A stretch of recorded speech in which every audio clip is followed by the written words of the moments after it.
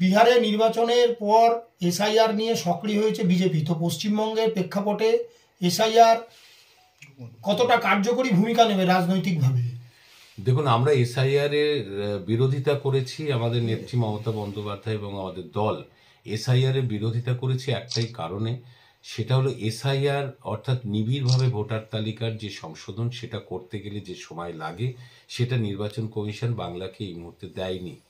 2002 সালে যখন এসআইআর হয়েছিল তার 1 বছর আগে বিধানসভা ভোট এবং তার 2 বছর পরে 2004 সালে লোকসভা ভোট হয়েছিল। দেখুন, আগে পরে অনেকটা সময় ছিল, কিন্তু এবার নির্বাচন কমিশন কি করলো, 2 মাসের মধ্যে এসআইআর করবে, তার 3 মাস পরে ভোট। এটা অবাস্তব। এতে লক্ষ লক্ষ প্রকৃত ভোটারের নাম বাদ হওয়ার সম্ভাবনা আছে। তাই আমরা এটা বিরোধিতা করছি, আইনগতভাবে করছি, রাস্তায় নেমে করছি। মমতা বন্দ্যোপাধ্যায় সেটা করছেন।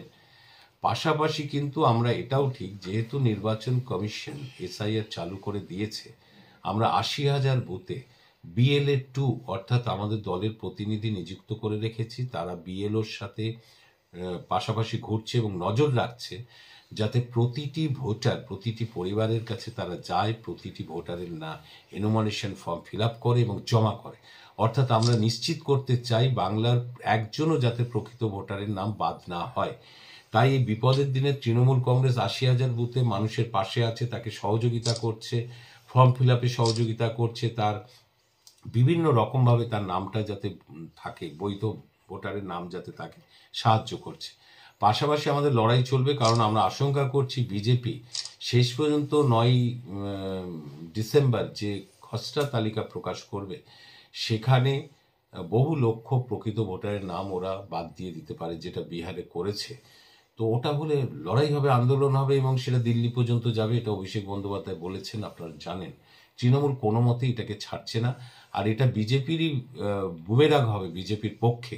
তার কারণ হচ্ছে ওরা মুখে বলছে যে আমরা মুসলিম অনুপ্রবেশকারীদের তাড়াবো, কিন্তু প্রকৃতপক্ষে দেখবেন যে খসড়া ভোটার তালিকা প্রকাশ পেলেই প্রকৃতপক্ষে লক্ষ লক্ষ যে নাম বাদ যাবে, তার মধ্যে হিন্দু মানুষের নাম, গরিব মানুষের নাম, ওপার বাংলা থেকে আসা ছিন্নমূল মানুষ যারা এখানে এসে আশ্রয় নিয়েছিল, তাদেরই নাম বাদ হবে।